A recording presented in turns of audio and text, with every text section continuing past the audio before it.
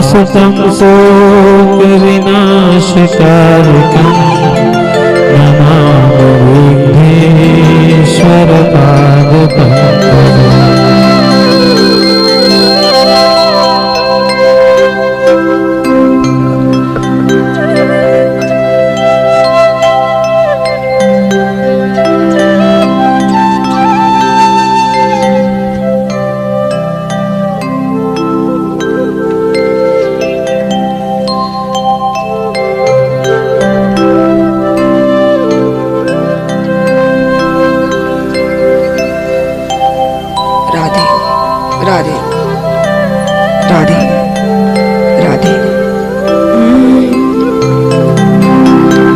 गणेश जी महाराज की जय। सावरिया सेठ की जय।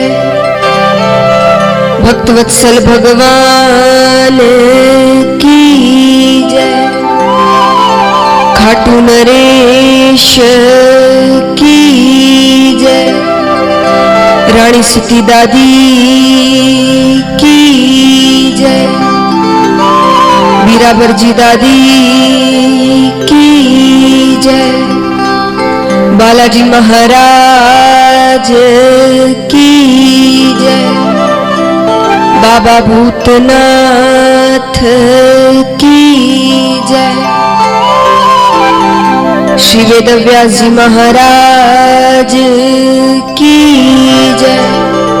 श्री सुखदेव मुनि महाराज की जय। श्रीमद् भागवत महापुराण की जय।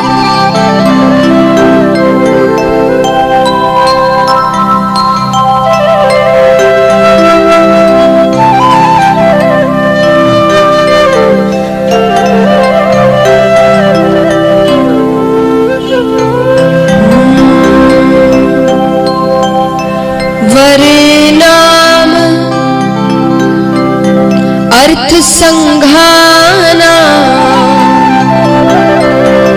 रसाना छंद सामपि मंगला नमच करतारो वंदे वाणी विनायको।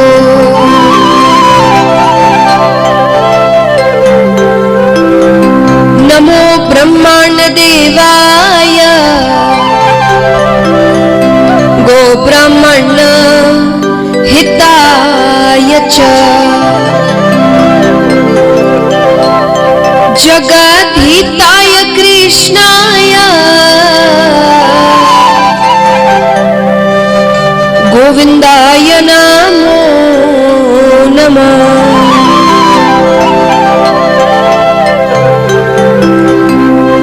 छवि ललित कमला कोटि सम नवनील अंबर धारिणी शशि वदन कंज विलोचनी शिर चंद्रिका मृदुहासिनी।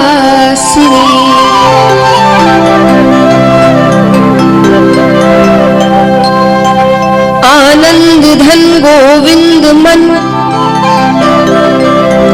मंदिर अनन्य निवासिनी।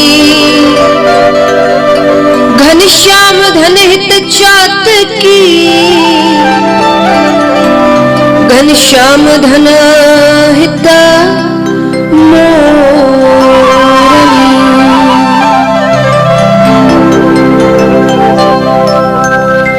जय जय श्री राधे जय जय श्री राधे जय जय श्री राधे।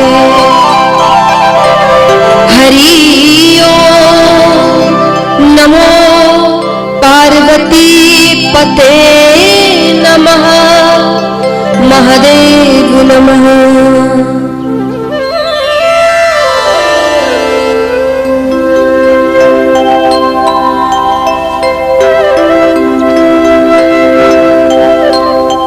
एक छोटी सी प्रार्थना सभी से।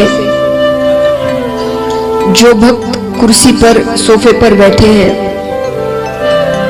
उन सभी से निवेदन है, अगर आप नीचे बैठ सकते हैं, नीचे बैठने में तकलीफ नहीं होती है, तो आपसे निवेदन है आप नीचे आके बैठे।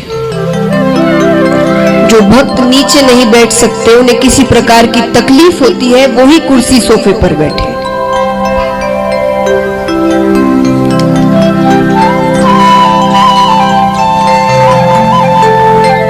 आइए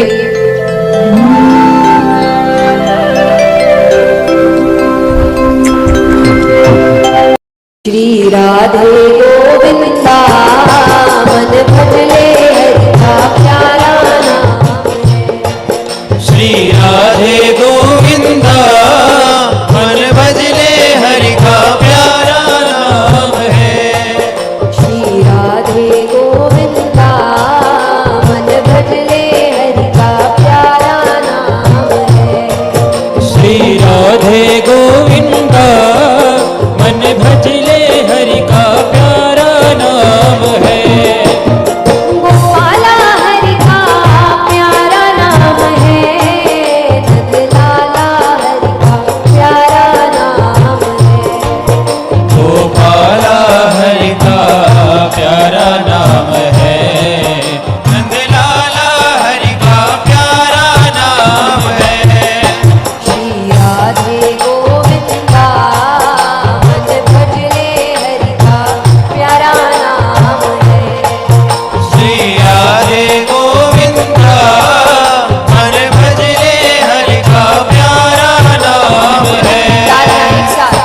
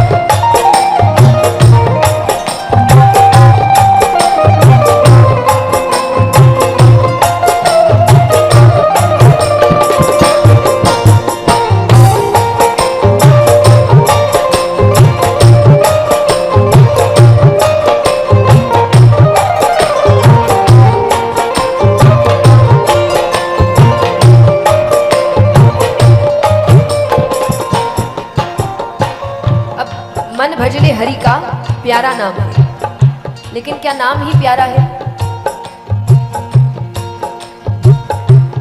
क्या नाम ही प्यारा है? रूप भी उतना ही प्यारा है। तो भक्त कहते हैं, मोर मुकुट सर गल बनमाला केसर तिलक लगाए, केसर तिलक लगाए। मोर मुकुट सर गल बनमाला केसर तिलक लगाए, केसर तिलक लगाए। वृंदावन की कुंज गलिन में सबको नाच नचाए, वृंदावन की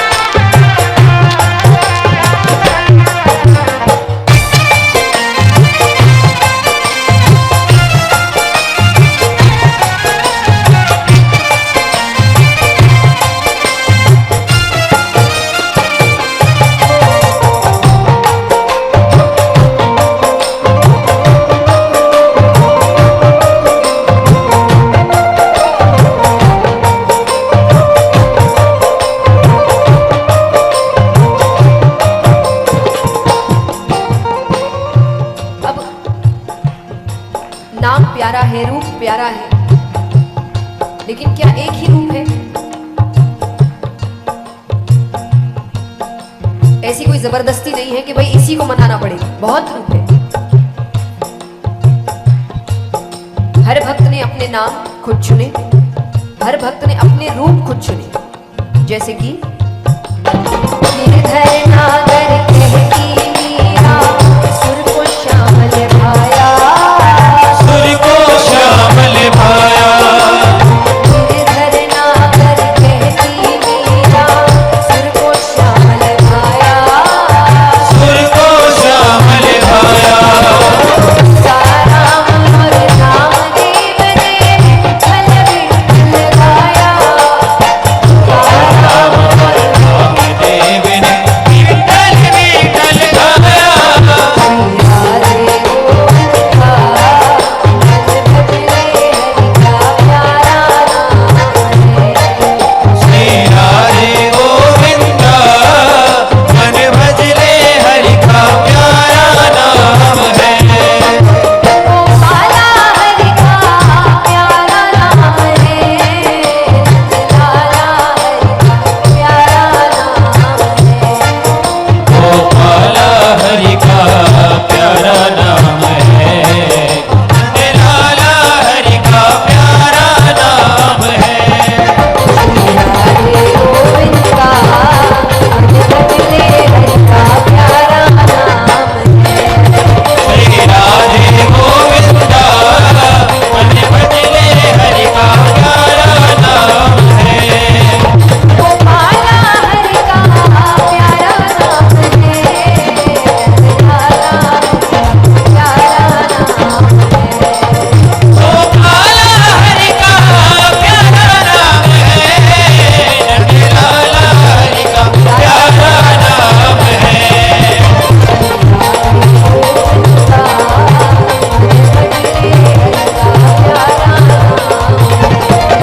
श्री राधे गोविंदा, मन भजले हरि का प्यारा नाम है।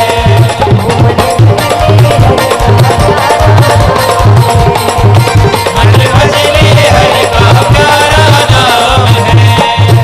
मन भजले हरि का प्यारा नाम है।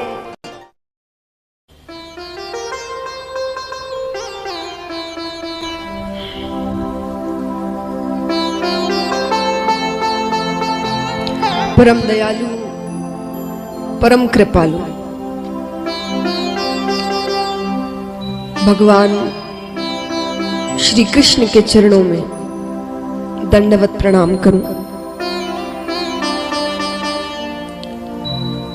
खाटू नरेश के चरणों में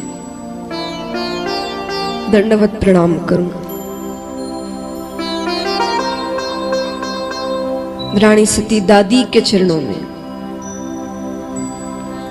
दंडवत प्रणाम करूं।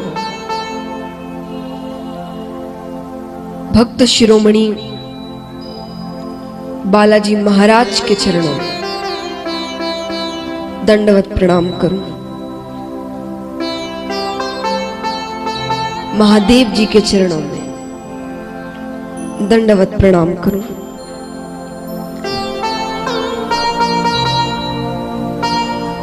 श्री सुखदेव मुनि महाराज के चरणों में दंडवत प्रणाम करूं। मां सरस्वती को हृदय से प्रणाम करती हूं। साज पर बैठे भाई लोग सभी को प्रणाम। आइए, तो ठाकुर जी ने प्रहलाद जी को दर्शन दिए। अब यहां पर प्रहलाद जी ने ठाकुर जी से कई प्रश्न किए, सवाल किए। प्रहलाद जी पूछते हैं कि प्रभु, ऐसे तो मैं 5 वर्ष का हूं, लेकिन मेरा विवाह 5 स्त्रियों के साथ हो चुका है। अब ये 5 स्त्रियां कौन है?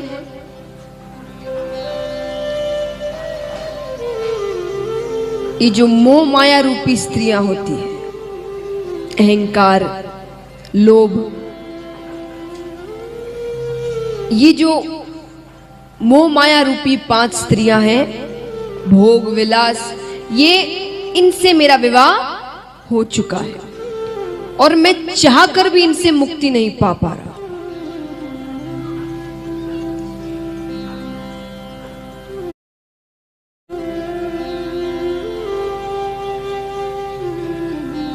और इनसे मुक्ति कैसे हो, अब आप खुद बताइए। भोगों से आज तक तृप्ति हुई है? किसी की भी हुई है? यहाँ पर हम भोजन करते हैं, एक बार के लिए पेट भर जाता है और नहीं खा सकते, तृप्त हो जाते हैं, फिर 2-3 घंटे बाद भूख लगती है। तो इनसे कभी तृप्ति हुई है? और कितने जन्मों से, अब कई मनुष्य जन्म के पहले कुछ और जन्म था, तब भी भूख तो लगती थी, भोजन तो करते थे। तो कितने जन्मों से हम भोगों का उपभोग करते आ रहे हैं, पर आज तक तृप्ति नहीं हुई, होगी भी नहीं। कान को हमेशा मधुर संगीत चाहिए, नाक को हमेशा अच्छी खुशबू चाहिए, जीभ को हमेशा अच्छा भोजन चाहिए, त्वचा को हमेशा अच्छा स्पर्श चाहिए। इन चीजों से कभी तृप्ति नहीं होती। क्यों? क्योंकि भोगों का उपभोग करने से तृप्ति नहीं होती, त्याग करने से होती है। हम ये सोचेंगे कि भाई ऐसा करते, आज इतना खा लेते कि फिर कभी भूख ही ना लगे। ऐसा हो सकता है? नहीं हो सकता। लेकिन भोजन, अब हमने कितनी बार, जो कई संत होते हैं, ये कब से इन्होंने व्रत करके रखा है, इन्होंने भोजन नहीं किया, कैसे जीवित रहते हैं? तो त्याग करने से तृप्ति होती है। हम सोचेंगे हम ये चीज से तृप्ति चाहिए तो ये करते जाओ करते जाओ करते जाओ करते जाओ, जब तक मन ना भर जाए। वो मन कभी नहीं भरेगा। भले ही आप कुछ समय के लिए कह सकते हैं, जैसे एक बार तृप्त हो जाते तो कहते नहीं अब भोजन नहीं करना, लेकिन फिर 2-3 घंटे बाद भूख लगती है। कुछ समय के लिए लगेगा अब बस हो गया, लेकिन फिर कुछ समय बाद उसको करने की इच्छा होगी। तो इन चीजों से कभी तृप्ति नहीं हो सकती। प्रहलाद जी कह रहे हैं, अब ठाकुर जी ने जवाब दिया कि मैंने ये जो सुख सुविधाएं तुम्हें दी है, ये हाथ दिए, पैर दिए, विवेक दिया, आंखें दी, सब सोचने समझने की शक्ति दी, दिमाग दिया, ये मैंने क्यों दिया? ताकि मेरा भजन करने में तुम्हें कोई दिक्कत ना आए। मैंने दुनिया इतनी सुंदर क्यों बनाई कि मेरा ध्यान करने में तुम्हें कोई दिक्कत ना आए। तुम्हारे पास सब कुछ हो।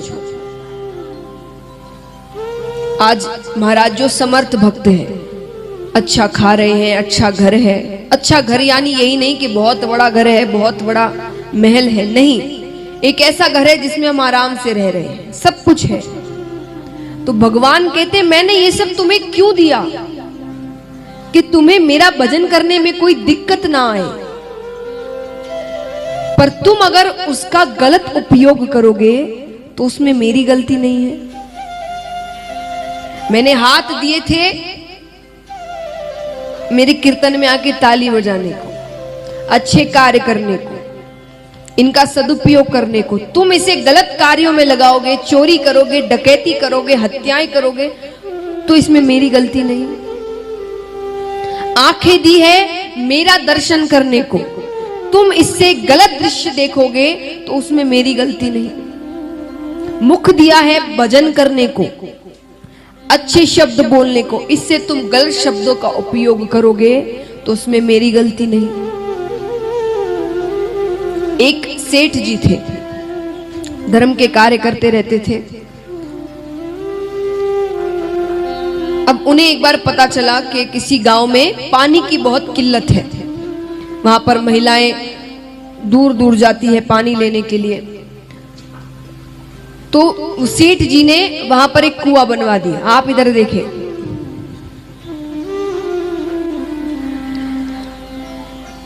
तो सेठ जी ने गांव में एक कुआं बनवा दिया। अब महिलाओं को आसानी हो गई, अब वो गांव के पास ही, गांव के अंदर ही कुआं था, पानी भरती, अपने घर के कार्य कर लेती। अब महाराज एक दिन कुछ बच्चे कुएं के पास खेल रहे थे तो एक छोटी सी बच्ची कुएं के पास खेलते खेलते इस कुएं के अंदर गिर गई, उसकी मृत्यु हो गई।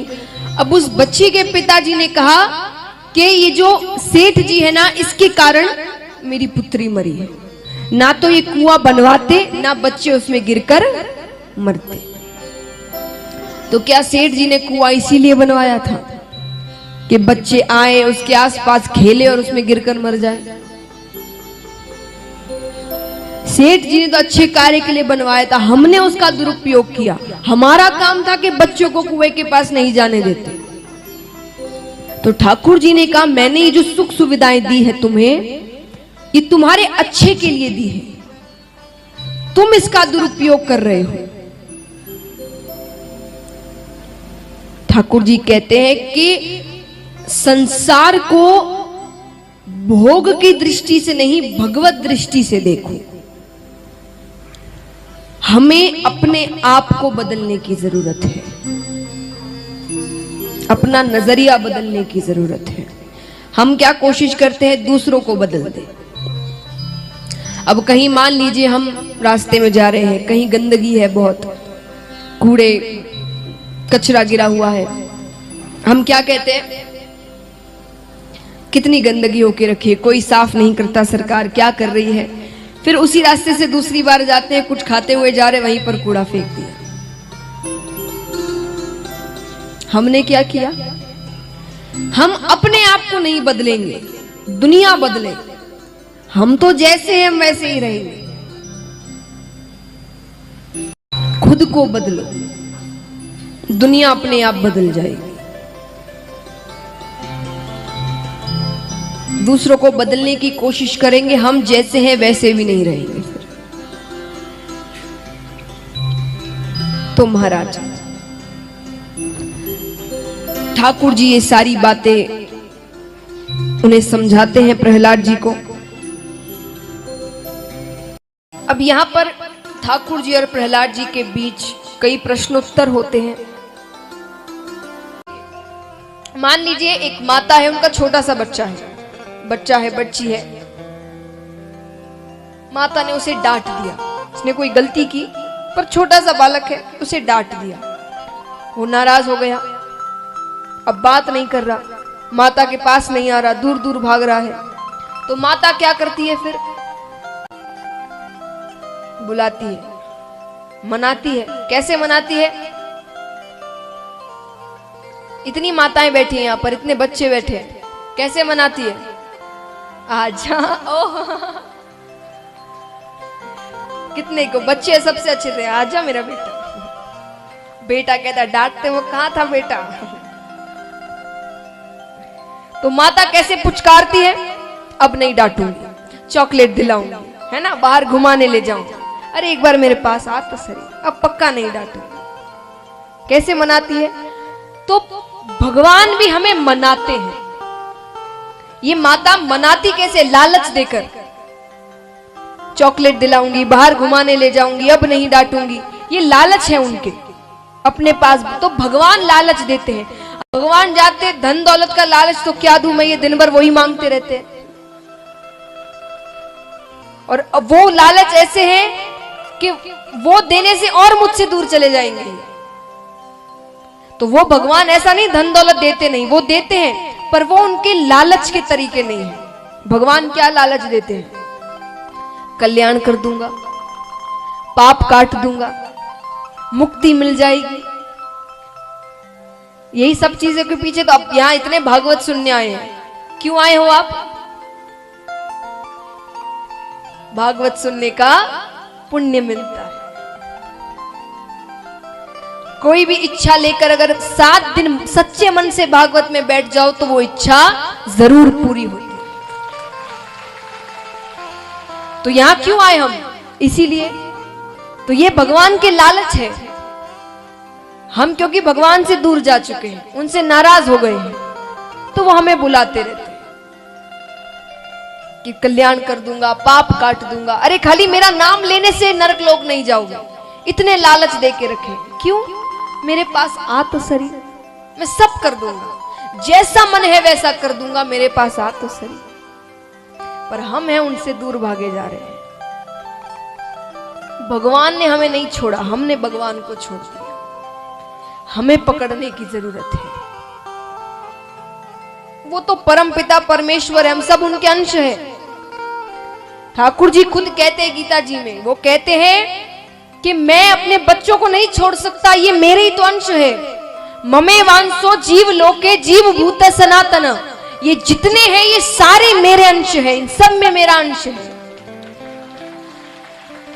तो एक पिता अपने बच्चे को कैसे छोड़ सकता है? मैंने इन्हें नहीं छोड़ा, इन्होंने मुझे छोड़ दिया। तो मैं कोशिश कर रहा हूं ये कैसे मेरे पास आए। देखिए महाराज, हमें ठाकुर जी, हम ये सोचकर नहीं जाते भाई हमने तो इतने पाप किए, हमें कहां से कृपा मिलेगी। योग्यता में उतनी ताकत नहीं जो ताकत अपनेपन में है। हम सोचते हैं हम योग्य बन के जाएंगे कि भाई हम बहुत पुण्य करते हैं, हम बहुत ज्ञानी हैं, हम इसलिए तो भगवान तुरंत अपना लेंगे। नहीं, योग्यता में वो ताकत नहीं जो ताकत अपनेपन में है। उदाहरण, एक सेठ जी है, सेठ जी के यहाँ एक युवक काम करता है, कर्मचारी है, बहुत मेहनती, ईमानदार, खूब पढ़ा लिखा। उसे महीने के 30-40 हजार मिलते हैं, अच्छा काम करता है। अब एक तरफ है सेठ जी का बेटा जो इतना अयोग्य है कि उसे कोई महीने के 100 रुपये भी ना दे। कितने ना दे? 100 रुपये भी ना दे। लेकिन जब सेठ जी की मृत्यु हो जाती है तो सेठ जी की पूरी जायदाद किसके पास जाती है? बेटे के पास कि उस कर्मचारी के पास? बेटे के पास। क्यों? क्यों? वो अपना है, उस योग्य कर्मचारी के पास नहीं, पर उस अयोग्य बेटे के पास। तो योग्यता में वो ताकत नहीं जो ताकत अपनेपन में है। अपना बनकर पुकारिए, जैसे भी है, अयोग्य है पर आपके हैं, और संभालना भी आपको पड़ेगा। ये कहकर जाओगे ना, वो तुरंत अपना ले। तो महाराज हमें उन्हें अपनाना है, हमें कहना है कि हम आपके हैं, जैसे भी है, अच्छे बुरे, पुण्य करते पापी है, जो है आपके हैं। कितने ये कहने को तैयार है यहां पर? क्या बात है, अयोग्य बनने को तैयार हो तभी तो सेठ जी की जायदाद मिलेगी। तो अपना बनना है, अपनी योग्यता पर भरोसा नहीं रखना, उन पर भरोसा रखना है। संसार के लिए योग्य बनिए, भगवान के लिए अयोग्य बनिए। उनके सामने कुछ नहीं आता, हम कुछ नहीं है, हम एक गुण नहीं है हम में, सारे अवगुण हैं। कहते हैं ना कि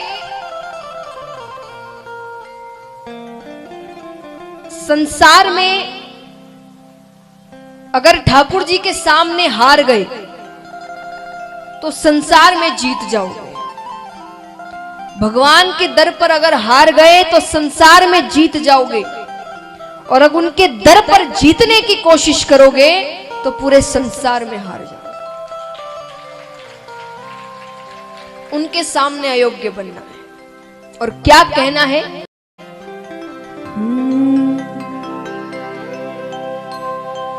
हम तुम्हारे थे प्रभु जी, हम तुम्हारे हैं, हम तुम्हारे ही रहेंगे, ओ मेरे प्रियतम। और सिर्फ हम ही नहीं, तुम हमारे थे प्रभु जी, तुम हमारे हो, तुम हमारे ही रहोगे, ओ प्रियतम। तो जो ये बात मानते हैं उठाना पूरे पूरे हाथ। हम तुम्हारे थे प्रभु जी, हम तुम्हारे हैं,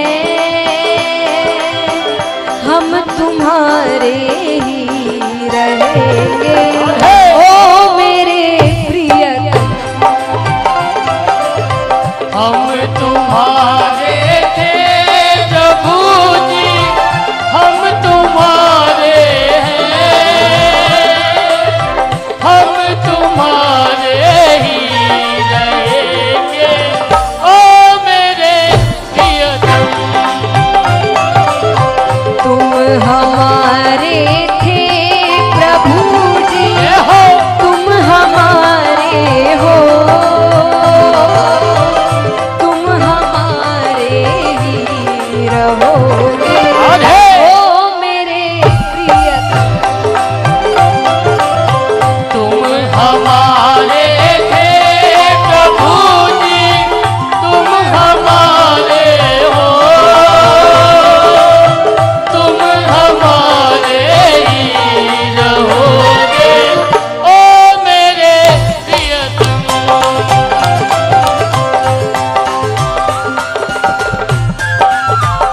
मीठी मीठी तालियों के साथ।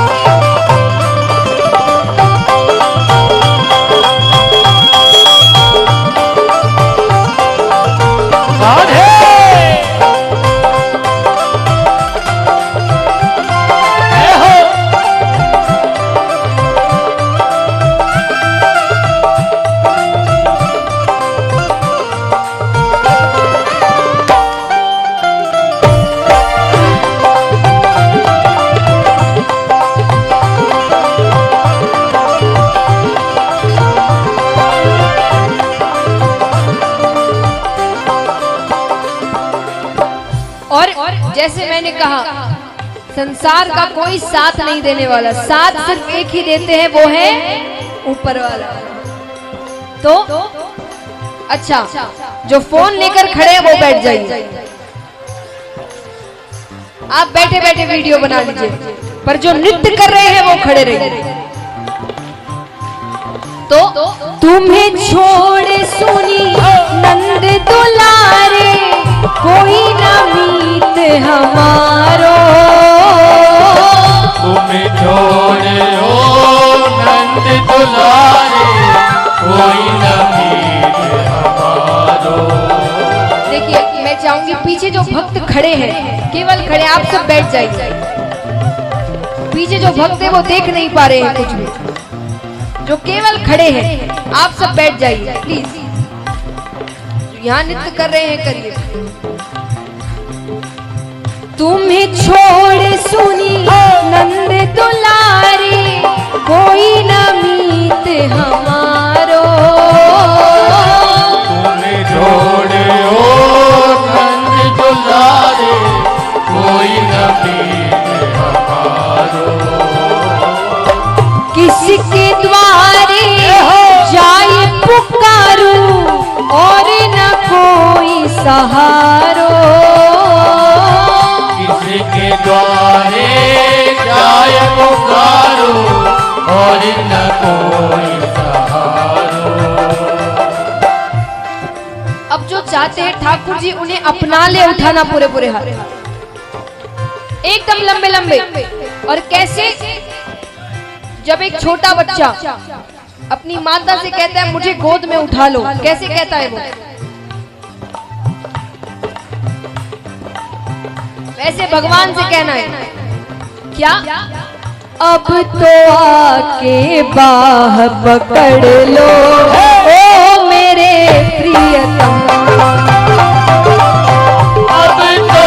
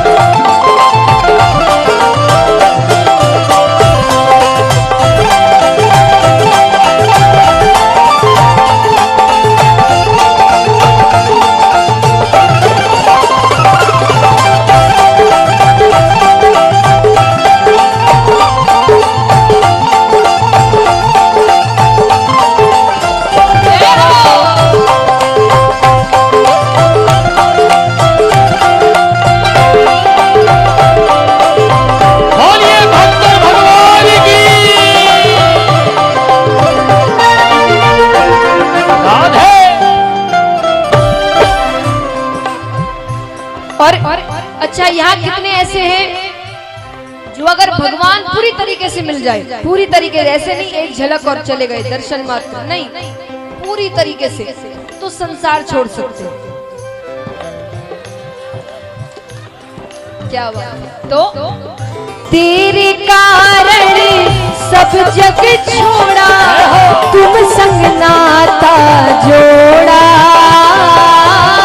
तेरे कारण सब जग छोड़ा, तुम संग नाता जोड़ा। एक बार प्रभु बस ये कह दो, तू मेरा मैं तेरा। एक बार प्रभु बस ये कह दो, तू मेरा मैं तेरा। और प्रेम करना आप ही ने सिखाया है हमें, कृष्ण जन्म में प्रेम करना आप ही ने सिखाया है। तो साची प्रीत की रीत निभा दो, ओ मेरे प्रियतम। साची प्रीत की रीत निभा दो, ओ मेरे प्रियतम। तुम हमारे थे प्रभु, तुम हमारे हो, तुम हमारे ही रहोगे, ओ मेरे प्रियतम। तुम हमारे थे प्रभु जी, तुम हमारे हो, तुम हमारे ही रहोगे, ओ मेरे प्रियतम।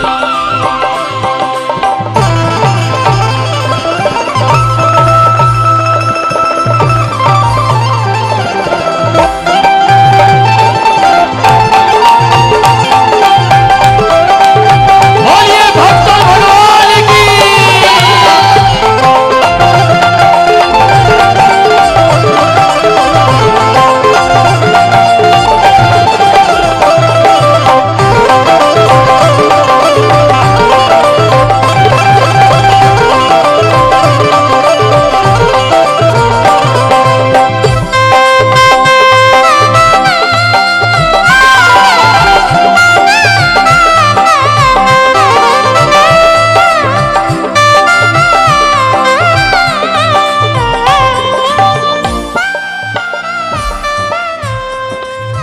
अब अंतिम अंतरा है।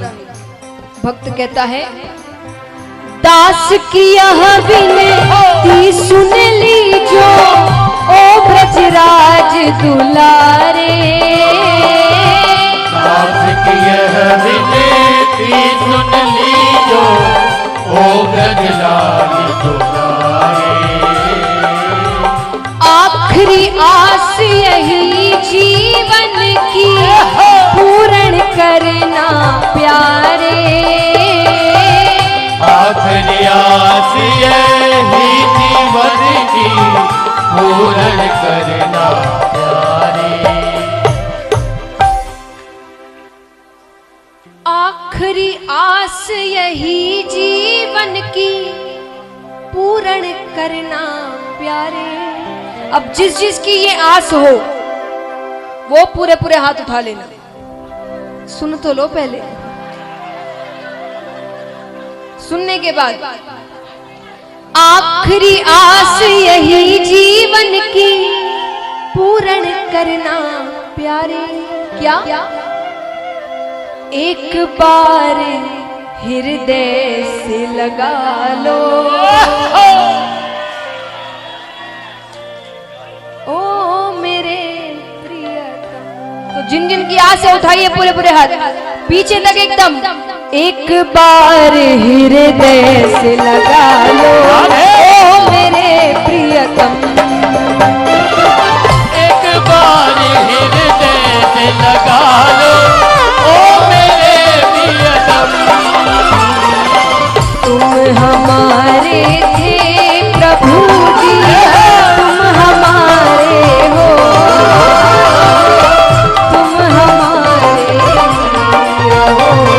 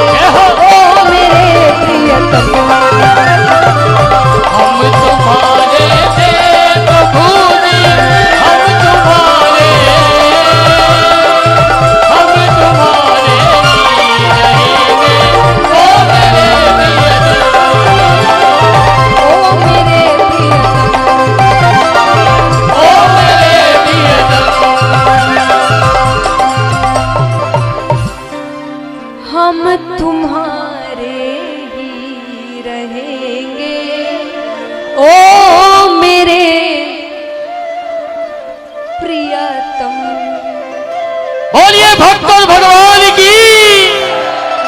अब जल्दी जल्दी अपने स्थान पर बैठे, एकदम जल्दी जल्दी।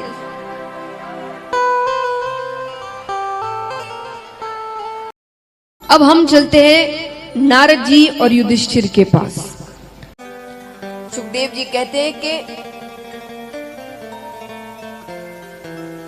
नारद जी और युधिष्ठिर के बीच धर्म की चर्चा हो रही है। युधिष्ठिर जी पूछते हैं नारद जी से, मुझे धर्म के बारे में बताइए, धर्म क्या है, धर्म के लक्षण क्या है। कई बार हम धर्म को अलग ही दिशा में लेकर चले जाते हैं। तो धर्म क्या है? नारद जी ने कहा धर्म के 30 लक्षण हैं। कितने लक्षण हैं? लेकिन मैं आपको 5 बताता हूं जो सबसे महत्वपूर्ण है, जो रोज के कार्यों में आपकी मदद करेंगे। तो 5 लक्षण। पहला लक्षण है सत्य। सत्य की राह कभी नहीं छोड़नी चाहिए। राजा हरिश्चंद्र ने पत्नी का विक्रय करके भी सत्य की राह नहीं छोड़ी थी। आज के समय में मुश्किल है। जैसे मैंने कहा, छोटे मोटे झूठ तो हम रोजाना बोलते रहते हैं, लेकिन फिर भी कोशिश ये करना है कि सत्य ही बोलना है।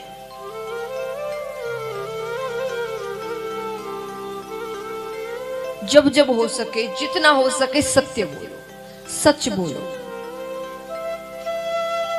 ये धर्म के लक्षण हैं जिससे हम धर्म को जीवित रख सकते हैं। सिर्फ 5 साधारण से लक्षण है महाराज, जो हम आसानी से कर सकते हैं।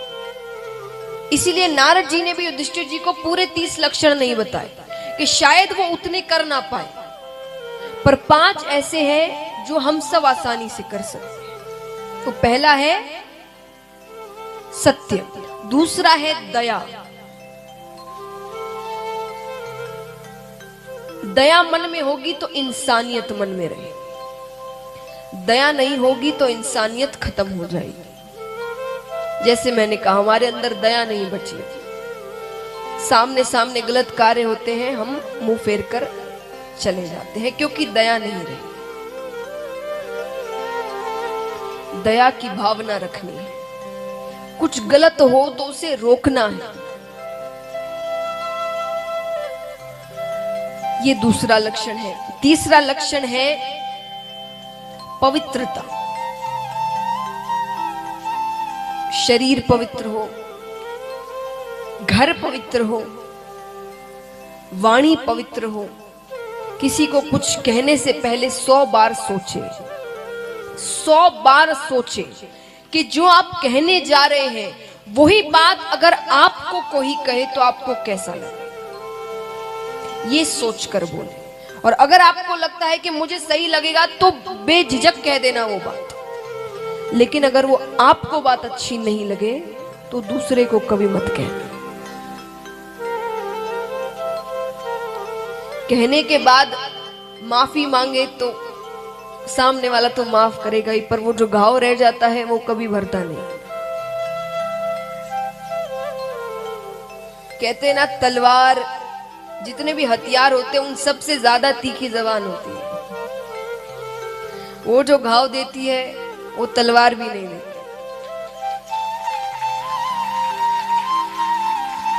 तो वाणी पवित्र रखें, सोच समझ के बोले। तीसरा लक्षण। चौथा लक्षण है तपश्चर्या।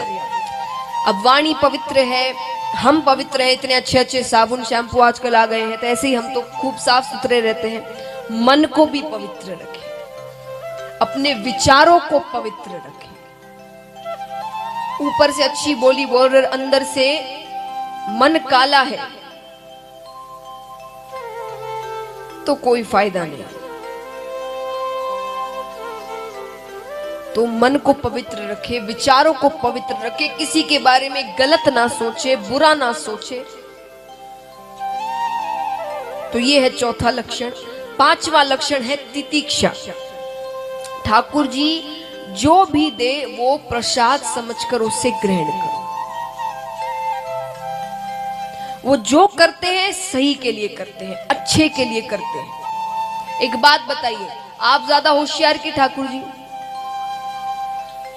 देखिए, आपको भी भगवान ने दिमाग दिया है, बुद्धि दी है, विवेक दिया है। हो सकता है आप ज्यादा होशियार हो, तो सच्चे मन से बताना, आप ज्यादा होशियार के ठाकुर जी? जोर से कहिए। तो क्यों होशियारी लगाते हो आप?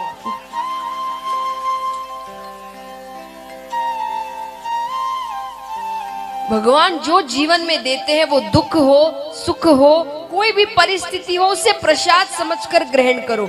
आज के समय में शायद अभी की परिस्थिति में यही हमारे लिए सही है। तो महाराज इसीलिए बार बार कहते हैं ना, जो होता है अच्छे के लिए होता है। उस समय भले ही हमें वो स्थिति, वो परिस्थिति गलत लग रही है, पर हमसे ज्यादा होशियार ऊपर बैठे हैं। वो सारी परिस्थितियां वो लगा रहे हैं, किसके लिए कब क्या सही है। इस समय इसके लिए दुख ही सही है, तो वो दुख दे रहे हैं। तो उसे प्रसाद समझकर ग्रहण करो। ये है धर्म का 5वां लक्षण। ये है 5 लक्षण। स्त्रियों के धर्म के बारे में भी बताया गया कि स्त्रियों का क्या धर्म है। स्त्रियों का धर्म है कि पहली बात तो वे पतिव्रता धर्म का पालन करें, घर को पवित्र रखें, साफ सुथरा रखें, घर में गंदगी ना हो। गंदगी होती है तो दरिद्रता आती है, सफाई होगी तो लक्ष्मी माता आती है। कोशिश करें हर वक्त मुस्कुराते हुए रहे। बहुत मुश्किल है, मैं जानती हूं, बहुत ज्यादा मुश्किल है। और जब घर के बच्चों को संभालना हो तब तो और ज्यादा मुश्किल है। तो महाराज फिर भी कोशिश करें कि ज्यादा से ज्यादा समय आप मुस्कुराते हुए रहें। तो महाराज और पतिव्रता धर्म का पालन करें। अब देखिए, ऐसे तो आजकल हर व्रत 2-2 हो गए हैं।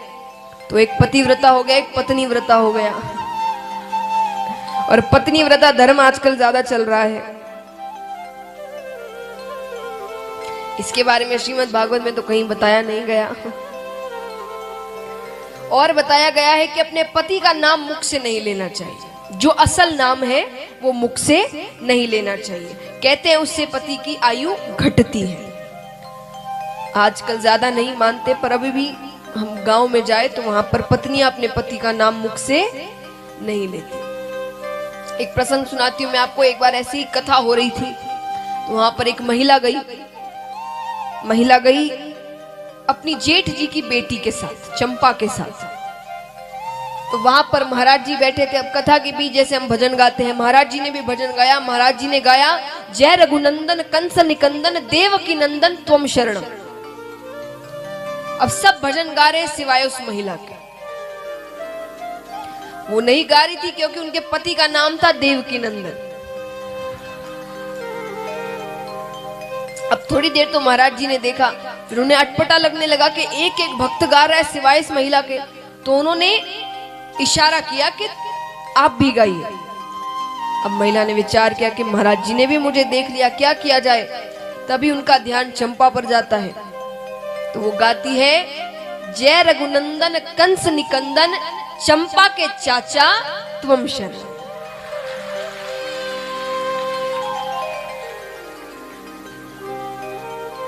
अब ये देखकर ऊपर भगवान भी हंसने लगे। रुक्मणी जी ने कहा, क्या हुआ, आप क्यों हंस रहे हो? बोले, ऐसे तो मेरे भक्त मुझे कई नाम देते रहते, आज एक नया नाम मिल गया। बोले, कौन सा नाम? बोले, चंपा के चाचा। तो ये विनोद की बातें हैं, पर हाँ, भगवान पति का नाम मुख से नहीं लेना चाहिए। अब सुखदेव जी, राजा परीक्षित पूछते हैं सुखदेव जी से कि महाराज, मुझे दान के महत्व के बारे में बताइए। दान कब करना चाहिए, किसे करना चाहिए, जिससे विशेष फल प्राप्त हो। सुखदेव जी कहते हैं, ऐसे तो दान कभी भी करो फल प्राप्त होता है, पुण्य मिलता है, आप अच्छा कार्य कर रहे हैं। पर कुछ ऐसे दिन हैं जब दान करने से विशेष फल प्राप्त होता है। जैसे 2 आयन होते हैं, उत्तरायण दक्षिणायन। इस समय दान करो तो विशेष फल प्राप्त होता है। अक्षय तृतीया के दिन हम दान करते हैं, उस दिन विशेष फल प्राप्त होता है। घर में किसी का जन्म हो तो दान करना चाहिए, विशेष फल प्राप्त होता है। किसी की मृत्यु हो जाए तो दान करने से विशेष फल प्राप्त होता है। अब दान किसे करना चाहिए? जो सुपात्र हो, जिसे जरूरत है। हम क्या करते हैं महाराज, एक अनुभव की बात बताती हूं मैं आप सबको। मान लीजिए शादी ब्याह के न्योते आते रहते हैं, तो मान लीजिए किसी धनपति के घर में विवाह होता है, पति पत्नी को जाना है। पति पत्नी से क्या कहता है, लिफाफा में 1-2 हजार रखना। अब मान लीजिए किसी गरीब के घर में विवाह है, तो पति क्या कहता है, 100-200 चलेगा। पर जरूरत किसे है? गरीब। हम देते किसे हैं? अमीर को। क्यों? क्योंकि पता है उनके, हमारे घर का भी विवाह हुआ, वो आएंगे तो वो भी कुछ ना कुछ लेकर आएंगे, इन्हें देंगे तो ये कुछ वापस तो मिलने वाला है नहीं। पर जरूरत किसे है? जिसे जरूरत है उसे तो हम देते नहीं, और जिन्हें बिल्कुल जरूरत नहीं है, जिनके पास पहले ही भरा हुआ है, उनको तो लिफाफा भी दो, तो गिफ्ट भी दो, तो ये भी दो, तो वो भी दो। दीजिए, कोई विरोध नहीं है, आप जरूर दीजिए, पर जिन्हें जरूरत है उन्हें भी दीजिए। जिनके लिए आपकी थोड़ी सी मदद भी उनके लिए बहुत बड़ी मदद बन सकती है, उस सुपात्र को दीजिए। सुपात्र को दान देंगे तो विशेष फल प्राप्त होगा, कुपात्र को दान देंगे तो गलत फल प्राप्त होगा, क्योंकि वो उस दान का सदुपयोग नहीं करेगा। उदाहरण देते हैं सुखदेव जी। एक राजा थे, तो वो एक बार राजा रानी रात्रि के समय सो रहे थे। रानी की नींद मध्य रात्रि में खुल गई, वो बरामदे की ओर चली गई। बरामदे से उन्होंने देखा कि एक मछुआरों का परिवार महल से नीचे एक कोने में, ठंड का समय था, ठिठुर कर सो रहा है। तो रानी ने राजा को उठाया कि देखिए वो कैसे ठंड में ठिठुर कर सो रहे हैं, मेरी इच्छा है कि मैं उन्हें कुछ कंबल दान कर दूं। राजा ने कहा, रानी वो दान के योग्य नहीं है, आप सो जाइए। ठीक है, रानी चली जाती है। पर दूसरे दिन राजा से छिपकर वो चुपचाप गई। वो परिवार सो रहा था, उन्हें नींद में ही कंबल उड़ाकर आ गई।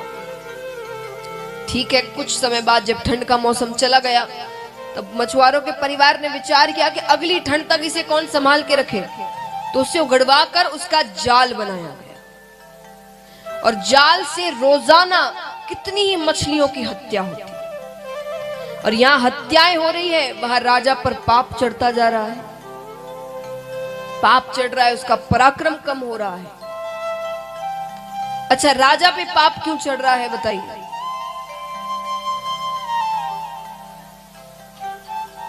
दिया तो रानी ने, तो राजा पे पाप क्यों चढ़ रहा है? उसकी कमाई छिप कर दिया था, तो पाप राजा पर चढ़ रहा है। पराक्रम कम होता गया। यहाँ पर दूसरे राजा इसी ताक में थे, उन्होंने आक्रमण कर दिया।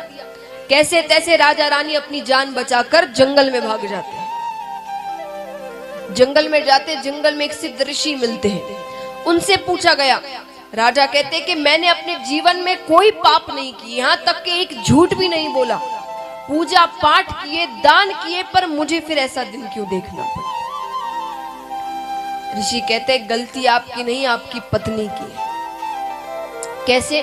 तब वो याद दिलाते, ऐसे ऐसे आपने जब कंबल दान किया था तो उसे उगड़वा कर उसका जाल बनाया गया और उससे रोजाना हत्याएं हो रही हैं। अब पहली बात तो आपने जो धन इस्तेमाल किया वो धन चोरी का था। धन भी शुद्ध होना चाहिए, ऐसे नहीं हम चोरी का धन लाए और उसे दान में लगवा दे, अरे वाह, वो दान नहीं है। धन भी शुद्ध होना चाहिए। तो आपने जिस धन से दान किया वो चोरी का धन था, आपने राजा से छिप कर किया, और उसके बाद उस दान से ही कितनी ही हत्याएं होती गई। ऋषि कहते राजन मैं आपको ये 1 रुपया देता हूं, ये मेरी शुद्ध कमाई है। शुद्ध कमाई सही कार्य में तो सही काम करती है, पर उसे गलत आदमी को भी दोगे ना तो वहां भी वो सही कार्य करे। और गलत कमाई आप अच्छा काम भी कर दो तो भी वो गलत स्थान पर ही जाएगी। रानी ने अच्छे मन से कंबल दान किया था, पर उससे हत्याएं होने लगी क्योंकि धन शुद्ध नहीं था। 1 रुपया दिया। राजा ने कहा ठीक है, देखेंगे इस्तेमाल करके कभी। थोड़ी ही दूर जाते एक ब्राह्मण को देखते हैं, हाथ में 2 मरे हुए कबूतर लेकर जा रहा है। ब्राह्मण होकर ऐसा नीच कार्य। ऋषि की बात याद आती है, 1 रुपया उसे देते और छिपकर देखने लगते हैं। थोड़ी दूर जाकर उस ब्राह्मण ने उन कबूतरों को फेंका, स्नान किया, बाजार से जाकर कुछ गेहूं लेकर आए और अपनी कुटिया में उस गेहूं को नीचे फेंक दिया। नीचे डालते ही 2 बच्चे आते हैं, पत्नी आती है और उस कच्चे गेहूं को वो खाने लगते हैं। पीछे से राजा आकर कहते अरे इतनी क्या जल्दी है, आटा बनाओ, उससे रोटी बनाओ, उसके बाद खाना।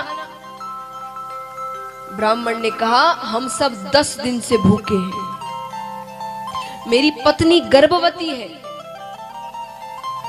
इनकी मृत्यु ना हो जाए इसलिए मैं गलत कार्य करने जा रहा था कि कम से कम कैसे भी इनका पेट तो भर दूं, पर आपके दिए हुए दान से मैं पाप करने से बच गया।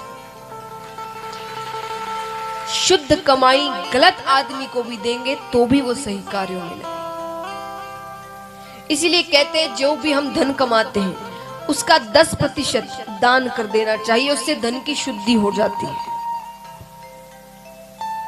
तो महाराज इस प्रकार दान का महत्व बताया गया और कलयुग में दान ही धर्म को बचा के रखा है।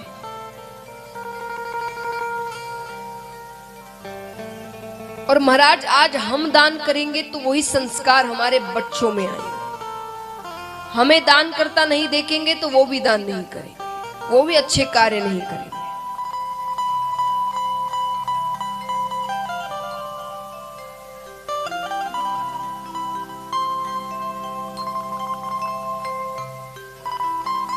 और क्या पता आपको, जब तक आपके पास धन है आप दान कर दो, बच्चों के पास चला जाएगा तो हाथ पकड़ लेंगे कि बस हो गया, चलो जड़ दिया ताला, बैठ गया रखवाला, हो गया, बहुत जितना करना था अपने समय में कर लिया। अब तो कम से कम अपने पुण्य के लिए जब तक आपके पास धन है तब तक दान कर लो। तो महाराज ये दान का महत्व है। दान करने से हमारे पाप कटते हैं, हमारा कल्याण होता है, ठाकुर जी की प्राप्ति होती है। ये दान का महत्व है। तो अब राजा परीक्षित पूछते हैं सुखदेव जी से, महाराज अब मुझे ये बताइए क्या कभी ऐसा हुआ है कि किसी पशु को ठाकुर जी ने दर्शन दिए? मनुष्यों को तो बहुत दर्शन दिए, किसी पशु को दर्शन दिए, उसकी रक्षा की हो? जरूर हुआ है। त्रिकूट नामक एक पर्वत था, उस पर्वत के पास एक सरोवर था। सरोवर में गजेंद्र नामक एक हाथी आता था। हाथी भी कैसा? सफेद हाथी, जिसकी सुगंध मात्र से सिंह भी डरकर भाग जाए। सामने देखना तो दूर, उसकी सुगंध भी आ जाए शेर को तो वो डर कर भाग जाए। ऐसा हाथी, इतना शक्तिशाली सफेद हाथी। एक बार उसी सरोवर में अपने परिवार के साथ वो क्रीड़ा करने आया। अब आकर महाराज कभी सूंड में पानी भरे बच्चों के ऊपर फेंके, बच्चे कूदने लग जाए। कभी सूंड में पानी भरकर पत्नी के ऊपर फेंके, पत्नी शर्मा जाए। क्रीड़ा का कार्य कर रहे हैं, अचानक पानी में ग्राह आता है। ग्राह यानी मगरमच्छ।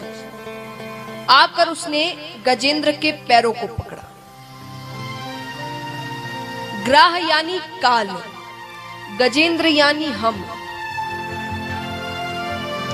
काल सबसे पहले आकर पैर ही पकड़ता है। कहते ना गोडों में दर्द रहने लग गया है, आजकल सीढ़ी नहीं चढ़ा जाता ठीक से, पैरों में दर्द होने लग गया है, तब समझ लेना काल ने पैरों को पकड़ लिया है, अब संभल जाओ। पर गजेंद्र ने वही विचार किया जो हम करते हैं कि ये ग्रह मेरा क्या बिगाड़ लेगा, मैं तो इतना शक्तिशाली, तो ये ग्रह मेरा क्या बिगाड़ लेगा। युद्ध होता है दोनों के बीच, पर अब पानी में रहकर ग्रह की शक्ति तो बढ़ती जा रही है और गजेंद्र की शक्ति कम होती जा रही है। कभी वो गजेंद्र को नीचे खींचे, कभी गजेंद्र उसे ऊपर खींचे, खींचते खींचते खींचते खींचते अब इतनी सी सूंड बाहर रह गई। अब तड़पते हुए पत्नी को पुकारता है, अरे मेरी जान बचाओ, तुम्हारे लिए मैंने क्या क्या नहीं किया। पत्नी ने कहा बचा तो लूं, पर क्या पता आपको छोड़कर वो मेरे पैर पकड़ ले, मैं नहीं आ सकती। बच्चों से कहते तुम तो मुझे बचाओ, तुम्हारे लिए तो मैंने सब कुछ छोड़ दिया, तुम्हारे सपनों के लिए अपने सपने छोड़ दिए। बच्चों ने कहा पिताजी चिंता मत करना, आपके जाने के बाद आपके सारे कार्य हम अच्छे से कर देंगे, पैसे की कमी नहीं रखेंगे। अरे मैं जीवित हूं अभी, रिश्तेदारों से कहता है, सबसे कहता है, कोई बचाने नहीं आ रहा। जब थोड़ी सी सूंड बाहर रह जाती है, हर जगह से हार जाता है, तब कहता है हे द्वारिकाधीश मेरी रक्षा करिए।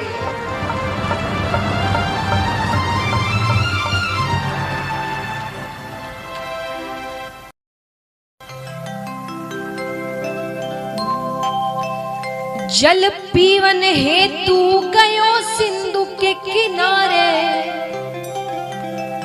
कि जल पीवन हेतु गयो सिंधु के किनारे, ग्रह पकड़ लियो गजराज आज मझधारे। जल पीवन हेतु गयो सिंधु के किनारे, जल पीवन हेतु गयो सिंधु के किनारे, तो जल पीवन हेतु गयो सिंधु के किनारे, जल पीवन हेतु गयो सिंधु के किनारे, ग्रह पकड़ लियो गजराज आज मझधारे। ग्रह पकड़ लियो गजराज आज मझधारे।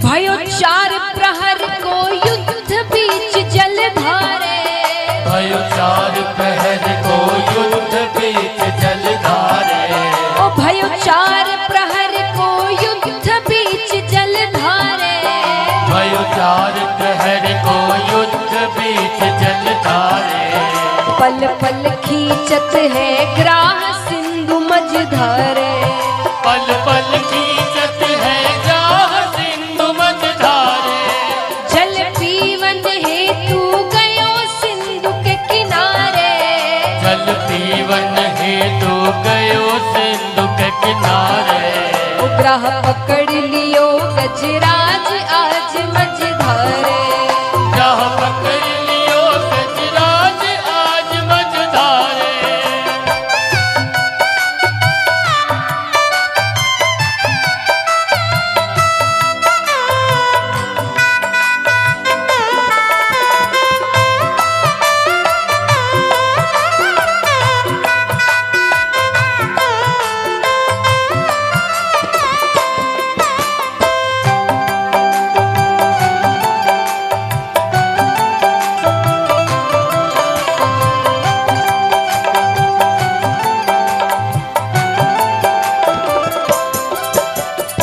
सबसे प्रार्थना करते हैं पर कोई साथ नहीं देता।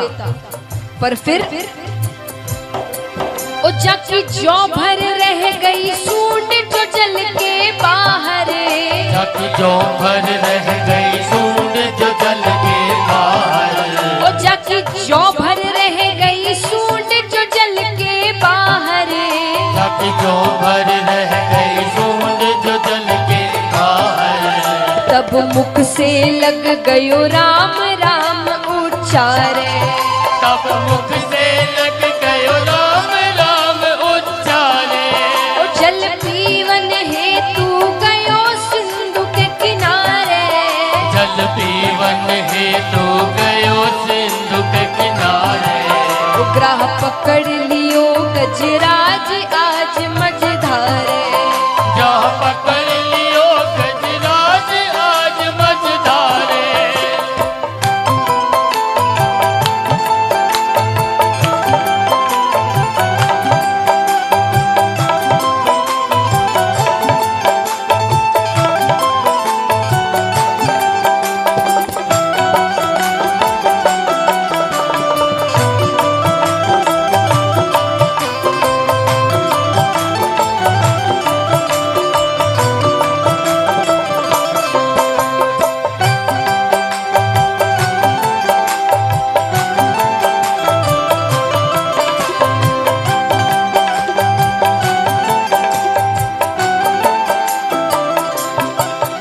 और गजेंद्र कहता है, तुम सुनो द्वारिका नाथ गजेंद्र पुकारे, तुम सुनो द्वारिका नाथ गजेंद्र पुकारे, ओ तुम सुनो द्वारिका नाथ गजेंद्र पुकारे, तुम सुनो द्वारिका नाथ गजेंद्र पुकारे, अब राख शरण ब्रजराज आज गजहारे, अब राख शरण ब्रजराज आज गजहारे, जल पीवन हेतु गयो सिंधु के किनारे, जल पीवन हेतु गयो सिंधु के किनारे, ग्राह पकड़ लियो गजराज आज मझधारे, जहाँ पकड़ लियो गजराज आज मझधारे।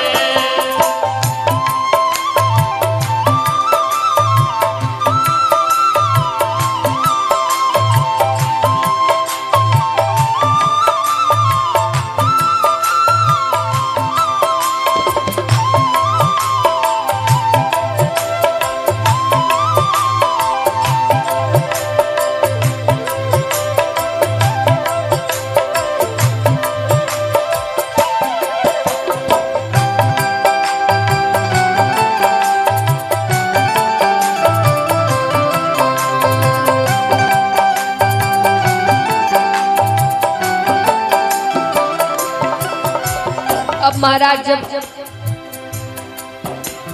प्रेम से पुकारा, पूरी आवाज से पुकारा, मन से पुकारा, ठाकुर जी तक जब आवाज पहुंचती है तब सुनी काची नींद में तेरे चौक प्रभु जागे, सुन काची नींद में तेरी चौक प्रभु जागे, ओ सुनी काची नींद में तेरे चौक प्रभु जागे, सुन काची नींद में तेरी चौक प्रभु जागे, हुए व्याकुल दीनानाथ गरुड़ तज भागे, हुए व्याकुल दीनानाथ गरुड़ तज भागे। ठाकुर जी उस पुकार को सुनकर इतने व्याकुल हो उठे कि गरुड़ को छोड़कर भाग गए।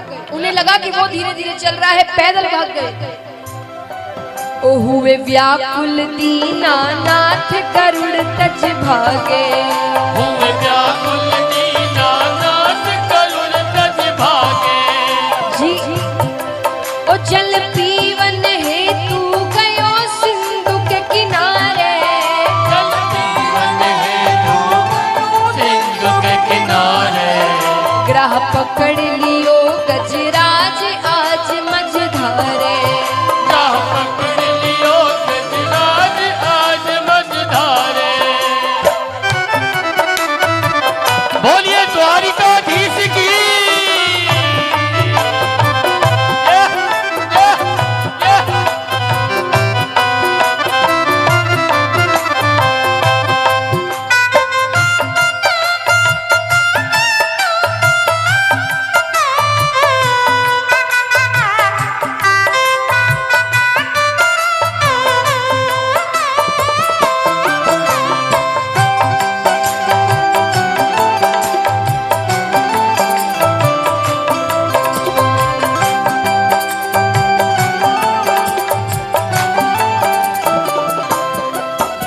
महाराज ठाकुर जी मध्य रात्रि में जाने लगते हैं। लक्ष्मी जी आती है, आकर क्या कहती है? लक्ष्मी जी पकड़िया चरणन शीश नवा करे। लक्ष्मी जी पकड़िया चरणन शीश नवा करे। ओ लक्ष्मी जी पकड़िया चरणन शीश नवा करे। लक्ष्मी जी पकड़िया चरणन शीश नवा करे। प्रभु सिर पर आधी रात जाओ सुस्ता करे। प्रभु सिर पर आधी रात जाओ सुस्ता करे। घड़ी तो ये करो आराम पीछे पग धावो। घड़ी दो ये करो आराम पीछे पग धावो। ओ घड़ी तो ये करो आराम पीछे पग धावो। घड़ी दो ये करो आराम पीछे पग धावो। उधर चाकर खड़िया हजार काम तो उड़ाओ। हर चाकर खड़ा हजार काम तो उड़ाओ। लक्ष्मी जी कहती है कि एक घड़ी यानी कितने मिनट?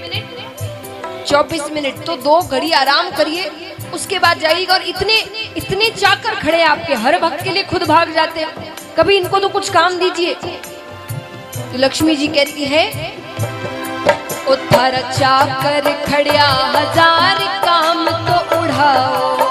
हर चाकर खड़ा हजार काम तो उड़ाओ।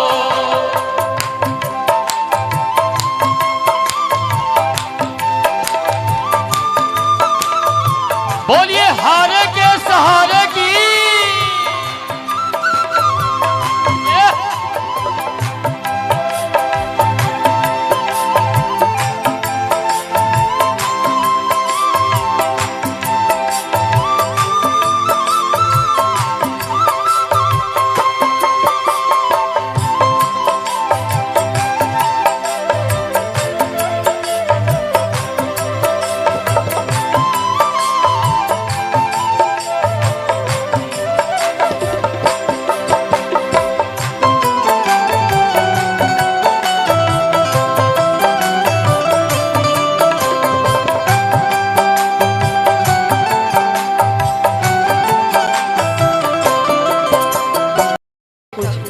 ठाकुर जी कहते हैं मेरो करुणा सिंधु नाम वेद में गावे।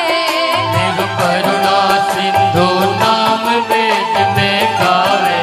ओ मेरो करुणा सिंधु नाम वेद में गावे। मेरो करुणा सिंधु नाम वेद में गावे। मैं कैसे करूं आराम भगत दुख पावे। मैं कैसे करूं आराम भगत दुख पावे। मैं कैसे करूं आराम भगत दुख पावे। मैं कैसे करूं आराम भगत दुख पावे। ओ जल पीवन हेतु गयो सिंधु के किनारे। जल पीवन हेतु गयो सिंधु के किनारे। ग्रह पकड़ लियो गजराज आज मझधारे। ग्रह पकड़ लियो गजराज आज मझधारे। ग्रह पकड़ लियो गजराज आज मझधारे। ग्रह पकड़ लियो गजराज आज मझधारे।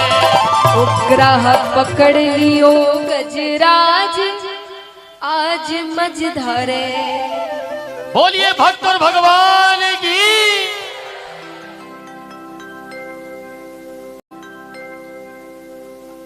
तो महाराज यहाँ पर गजेंद्र ठाकुर जी को पुकारते हैं।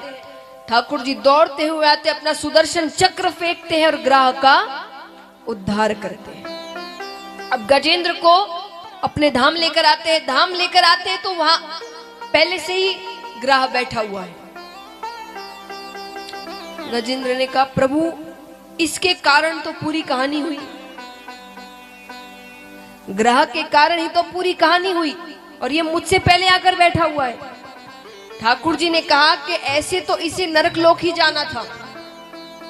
इसने कार्य ऐसे किए कि इसे नरक लोक ही जाना था, लेकिन जब इसने मेरे भगत के ही चरण पकड़ लिए तो फिर ये नरक लोक कैसे जाता। तो मुझे इसे अपने धाम लाना पड़ा। अब राजा परीक्षित पूछते कि महाराज ये दोनों गजेंद्र ग्राह ये कौन थे जिन्हें ऐसी गति प्राप्त हुई, क्या पुण्य इन्होंने अपने जीवन में किए थे? तो सुखदेव जी कहते हैं कि राजन, ये जो ग्राह था ये पहले उटुर नामक एक गंधर्व था। इसी सरोवर में अपने परिवार के साथ ये आया था, बच्चों के साथ, पत्नी के साथ। सरोवर के बीच एक ऋषि खड़े होकर तपस्या कर रहे थे। बच्चों को हंसाने के लिए गंधर्व ने कहा कि देखना अभी मैं क्या करूंगा, ये जो महाराज जी खड़े हैं ना, ये कैसे डर के मारे उछलेंगे। बच्चे भी खुश हो गए। पानी के अंदर जाकर गंधर्व ने ऋषि के पैरों को पकड़ लिया।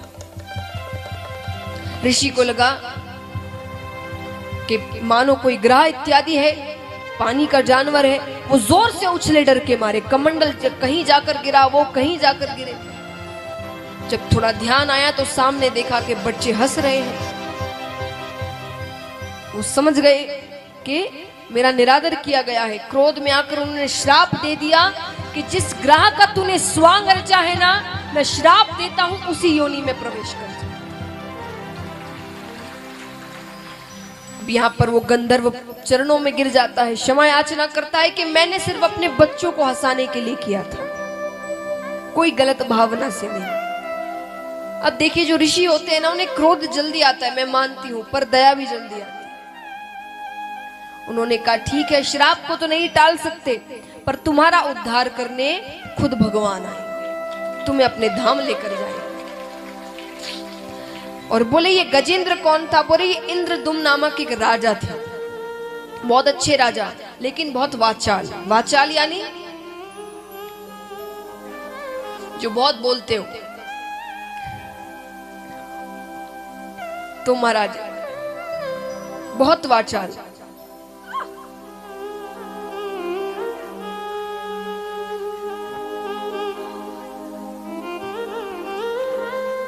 तो महाराज बहुत वाचाल। तो उनके जो गुरुजी थे उन्होंने कहा कि राजन, आप कार्य तो अच्छे करते हैं, पर ये जो बोलने की आदत है ना, इसे बंद करना है। क्या किया जाए? तो दिन में कुछ समय के लिए आप मौन व्रत धारण किया करिए। ठीक है, अब सुबह के समय तो राजकाज के कार्य होते हैं, शाम के समय वो अपने उद्यान में जाकर बैठते, मौन व्रत धारण करते और भगवान का नाम मुख में लेते, जाप करते।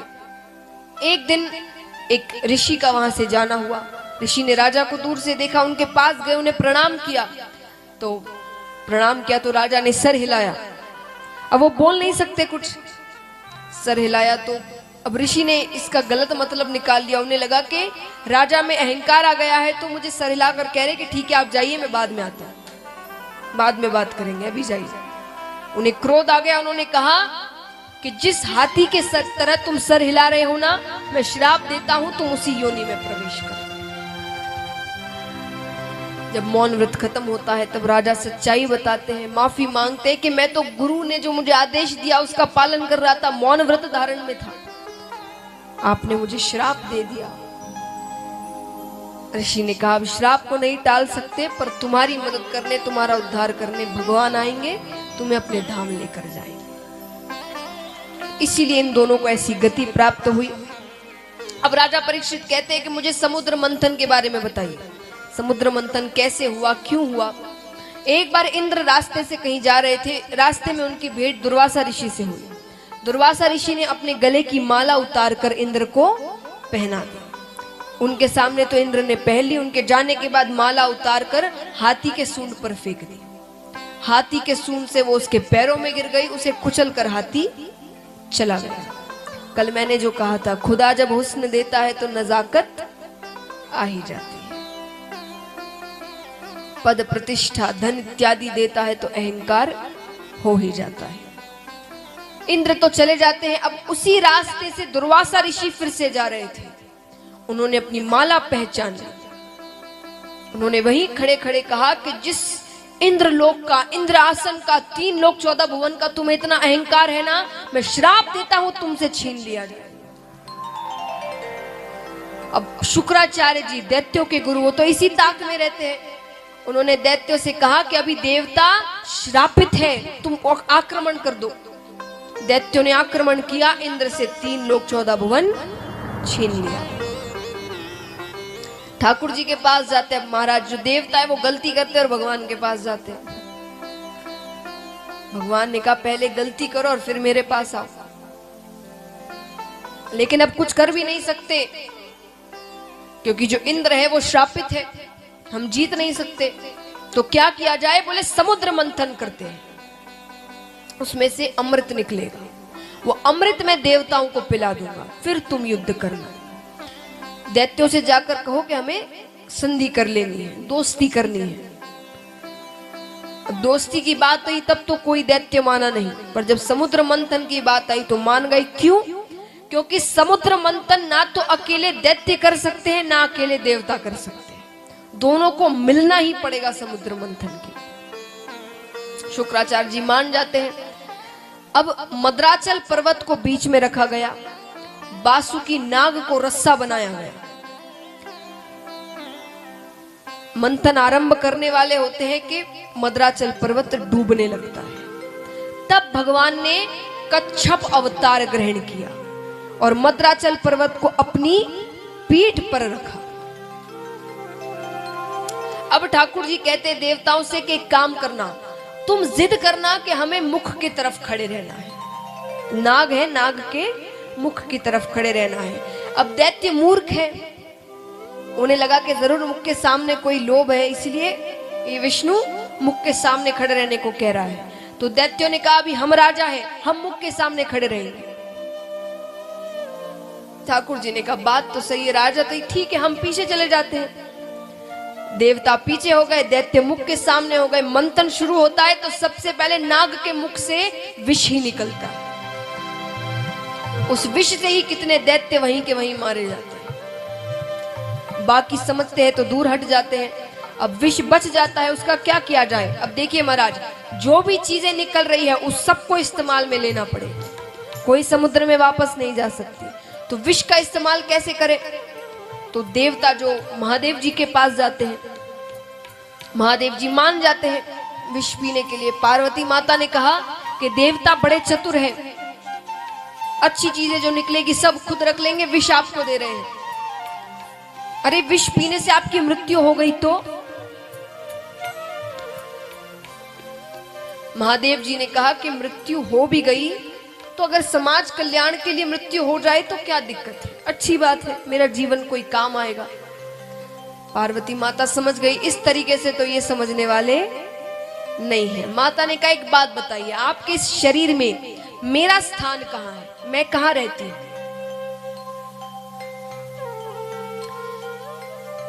कहाँ है आपका स्थान? हृदय में है, आप मेरे हृदय में रहती हैं। हृदय में रहते हैं तो आप विष पिएंगे तो गले से उतरकर वो हृदय में जाएगा। बोले जरूर जाएगा। तो बोले मेरी भी मृत्यु हो जाएगी, आप पर पत्नी हत्या का कलंक लगेगा। तब महादेव जी ने कहा कि मैं उस विष को गले से नीचे उतरने ही नहीं दूं। तब से महादेव जी का नाम पड़ा नीलकंठ। बोलिए नीलकंठेश्वर महादेव जी की जय हो। तो महाराज अब उसके बाद कई चीजें निकलती है, मंथन होता है, कामधेनु गाय निकलती है, उच्च श्रेवा घोड़ा निकलता है, अप्सराएं निकलती है, कल्पतरु वृक्ष निकलता है, सारी चीजें कोई ना कोई लेता जाता है। उसके बाद लक्ष्मी माता निकलती है, हाथ में वरमाला लिए हुए। अब सब तैयार होकर खड़े हो गए कि किसके गले में वरमाला जाएगी।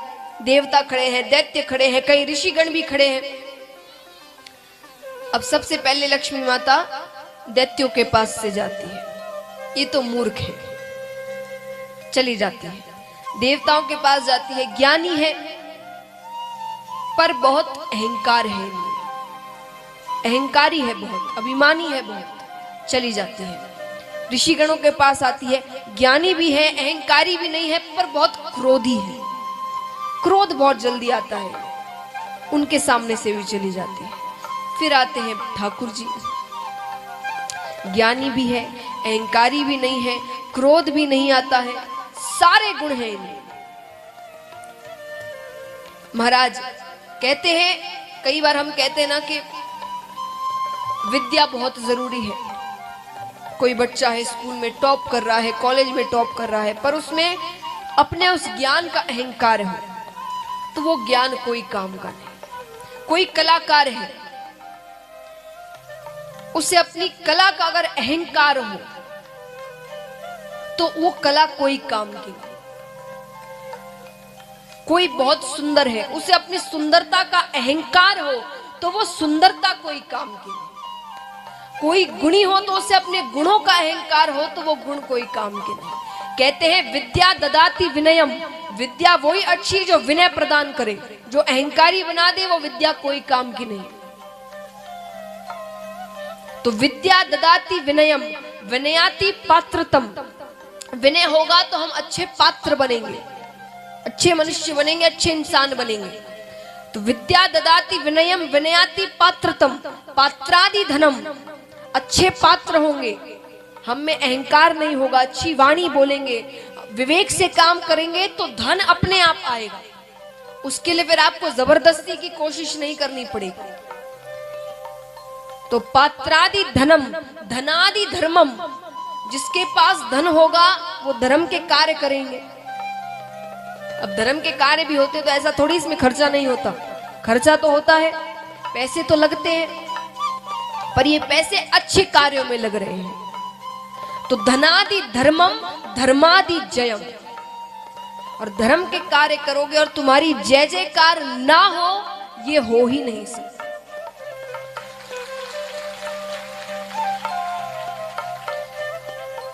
तो महाराज ये सारे गुण अगर किसी में थे तो वो विष्णु भगवान में। लक्ष्मी माता ने वरमाला विष्णु भगवान के गले में पहना। बोलिए लक्ष्मी नारायण भगवान की। अब महाराज लक्ष्मी माता भी आ गई। अब उसमें से अमृत निकलता है। अमृत निकलता है तो दैत्य देवता युद्ध करने लग जाते हैं। तब ठाकुर जी ने मोहिनी रूप ग्रहण किया। इतने सुंदर लग रहे हैं ठाकुर जी, साक्षात सुंदरता ही मानो उनका रूप लेकर बैठी है, इतने सुंदर। अब जो दैत्य है वो कामी है, ठाकुर जी को देखकर तो सारा अमृत वो भूल गए, उनके पीछे लग गए। तो यहां पर ठाकुर जी ने दैत्यों को तो मदिरा पान करवा दिया और देवताओं को अमृत पान करवा दिया। अब देवताओं की लाइन में एक दैत्य भी खड़ा हो गया, राहु नामक दैत्य, उसे भी अमृत पान करवा दिया ठाकुर जी ने। जब ध्यान आया तो सुदर्शन चक्र फेंका, सर और धड़ अलग हो गया, पर तब तक वो अमर हो चुके थे। तो तब से दो दैत्य बन गए, राहु और केतु। इस प्रकार समुद्र मंथन होता है। अब देवता अमर हो गए, आक्रमण करते हैं, 3 लोक 14 भुवन वापस ले लेते हैं। अब राजा परीक्षित पूछते महाराज तो यहाँ पर दैत्य शांत बैठ गए, हार गए वे? बोले शांत नहीं बैठे, उन्होंने अब ऐसा कार्य किया जिसका कोई तोड़ नहीं था। अब दैत्यों ने धर्म का कवच पहन लिया। दैत्य दान करने लगे, पूजा पाठ करने लगे, यज्ञ करने लगे, ब्रह्मचर्य का पालन करने लगे, सत्य की राह पर चलने लगे। महाराज वामन अवतार में ठाकुर जी ने राजा बलि को मारा नहीं, कंस की हत्या करी, रावण की हत्या करी, हिरण्यकश्यपु की हत्या करी, हिरण्याक्ष की हत्या करी, पर राजा बलि की हत्या नहीं करी। क्यों नहीं करी? क्योंकि वे मार नहीं सकते थे, उसने कोई पाप ही नहीं किए थे, उसने धर्म का कवच पहन कर रखा था, इसलिए दान के माध्यम से उन्होंने सब कुछ लिया। तो यहां पर दैत्यों को धर्म का कवच पहनाया गया, राजा बलि को दैत्यों का राजा बनाया गया। राजा परीक्षित ने कहा बलि को ही राजा क्यों बनाया गया, कितने ही दैत्य थे। तो महाराज वो कहते हैं, मैं इतिहास दोहराता हूं, अपने पिछले जन्म में बलि एक डकैत था, डाकू। जो गांव के बाहर रास्ते होते हैं ना, गुमनाम रास्ते, सुनसान रास्ते होते हैं, उसमें कुछ डाकू छिप कर बैठते कि आप रास्ते से जाओ तो आपकी गाड़ी को रोक के फिर आपको सब कुछ लूट लेते है ना। तो वैसे वो डकैत थे। एक बार उन्हें पता चला कि दूर किसी गांव में एक सेठ जी रहते हैं, तो वो जंगल के रास्ते से दूसरे गांव जाने वाले हैं और बहुत सा धन लेकर आने वाले हैं। इतना धन कि अगर वो डकैती कर ले तो उसे जिंदगी भर चोरी करने की जरूरत नहीं पड़ेगी। अच्छी बात है। तो उसने 2 रोटियां बांधी पोटली में और वो उस जंगल के रास्ते में जाने लगा। एक पूरा दिन हो गया, उसने भोजन नहीं किया। दूसरे दिन स्नान इत्यादि कर कर वो भोजन करने बैठता है तो सामने से कुत्ता आता है, भूखा है, वो रोटी की तरफ देख रहा है। बलि ने उसे अपनी एक रोटी दे दी, उसे वो खाने लगा। उसके बाद वो फिर आया वापस, उसे और भूख लग रही है, बलि ने अपनी दूसरी रोटी भी उसे दे दी। इस कार्य को करने में कुल 24 मिनट लगे। कितने मिनट? 24 मिनट। ठीक है, बात खत्म हो गई। अंत समय आया, यमराज के पास पहुंचते हैं। चित्रगुप्त से पूछा गया कि भाई बताओ। चित्रगुप्त ने कहा कि इसने जिंदगी भर पाप ही पाप किए, केवल 24 मिनट का पुण्य किया।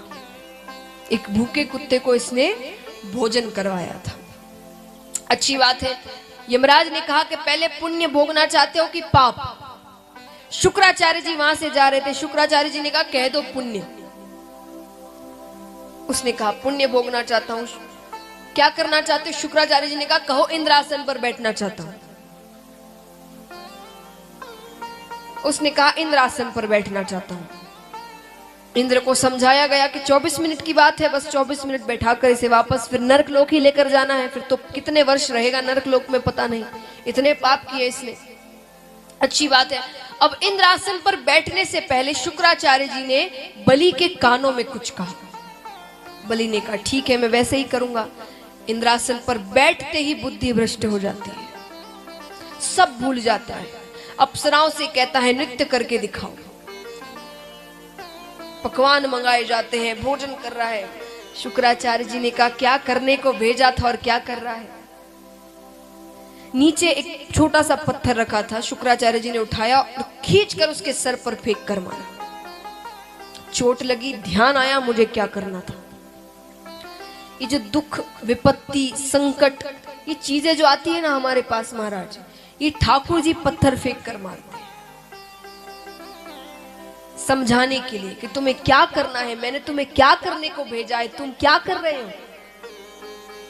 पर हम ऐसे हो गए हैं कि पत्थर छोड़िए, पूरा पर्वत फेंक कर भी कोई हमें मार देना फिर भी हमें समझ नहीं आने वाला।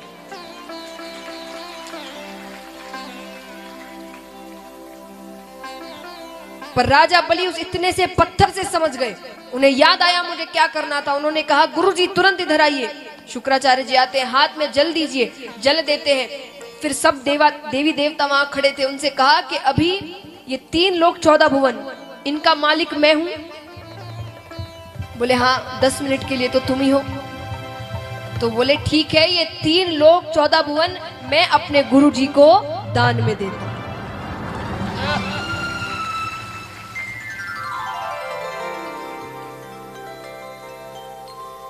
ठाकुर जी तक बात पहुंचती है, दौड़े दौड़े आते हैं, राजा बलि के सामने आकर खड़े होते हैं। ये क्या कर दिया? इंद्रासन दान में दे दिया।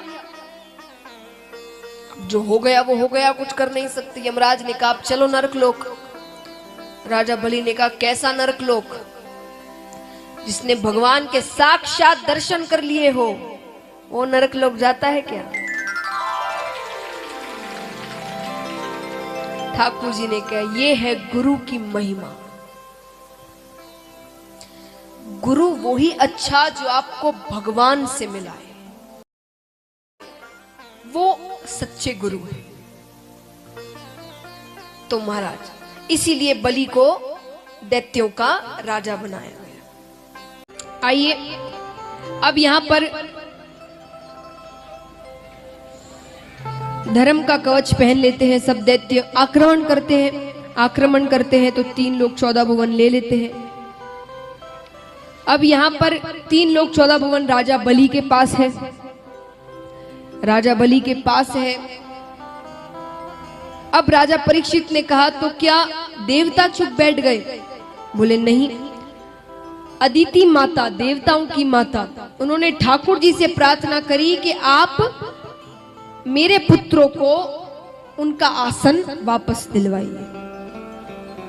ठाकुर जी प्रार्थना स्वीकार करते हैं और 9 महीने बाद ठाकुर जी उनके घर में अवतार ग्रहण करते हैं, वामन अवतार के रूप में, छोटे से बटुक रूप के ठाकुर जी।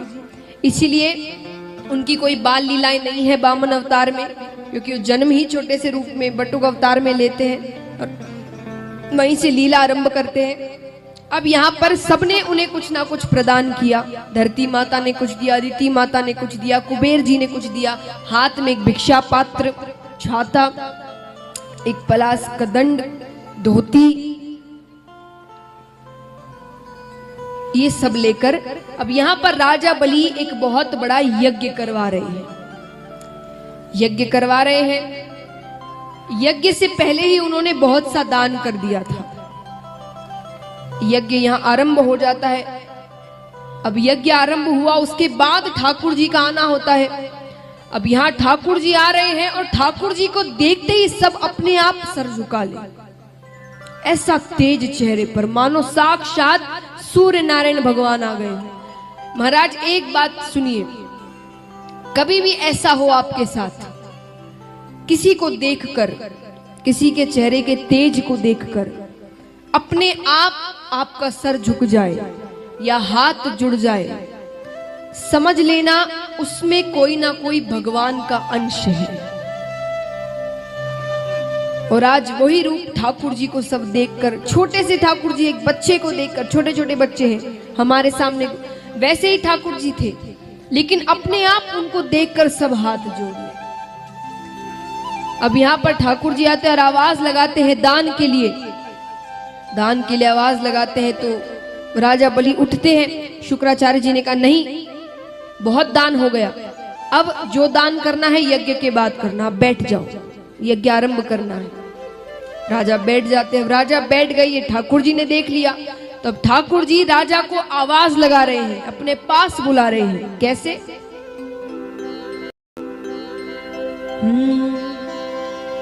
ओ तेरे द्वार खड़ा भगवान भगत भर दे रे झोली, भगत भर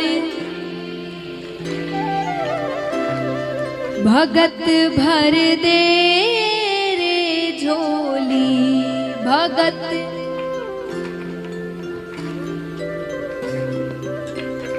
तेरे द्वार खड़ा भगवान भगत भर दे रे झोली, भगत भर दे रे झोली, भगत भर दे रे झोली, भगत भर दे रे झोली। वो तेरा होगा बड़ा एहसान, जय हो। वो तेरा होगा बड़ा एहसान, के युग युग तेरी रहेगी शान, भगत भर दे रे झोली, भगत भर दे रे झोली, भगत भर दे रे झोली। भगत भर दे रे झोली। तालियां जोरदार।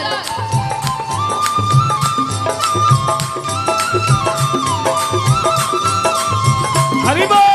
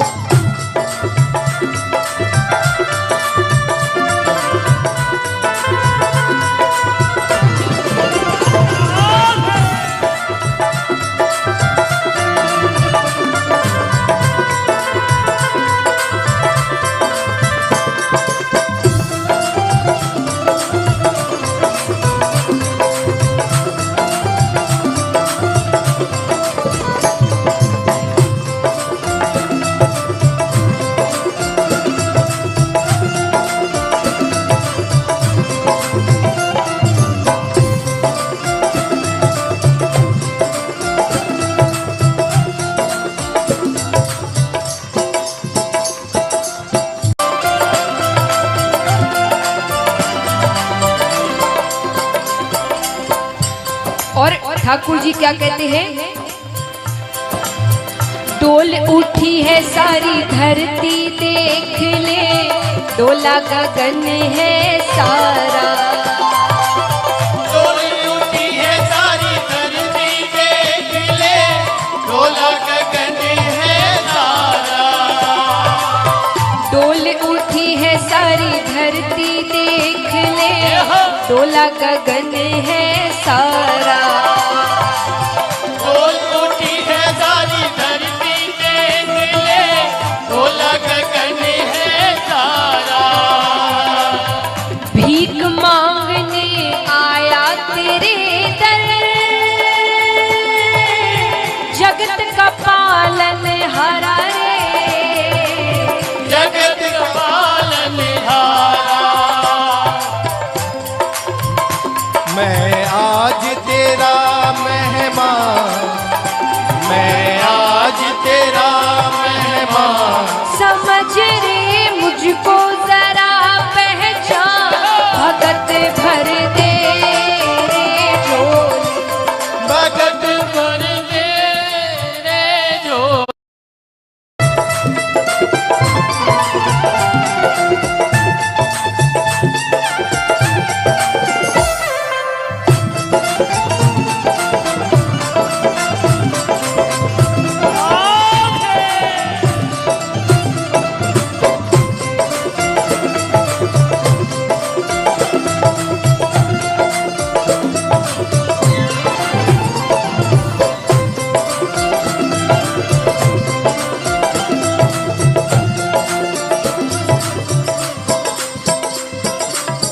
ठाकुर जी कहते हैं कि आज दान करने में संकोच मत करना राजा। क्यों?